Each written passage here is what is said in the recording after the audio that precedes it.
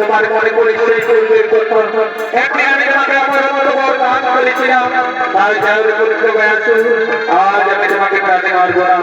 আজ থেকে তুমি এই জ্ঞান ধরে পাশান হয়ে থাকো এবং প্রতিদিন তুমি পাশান রূপেই দেখতে পাবে আর যেদিন তুমি দেখতে পাবে না সেদিন আবার জাগ্রত হয়ে এই পৃথিবী বিনাশ করবে এই পৃথিবী বিনাশ করবে এই পৃথিবী বিনাশ করবে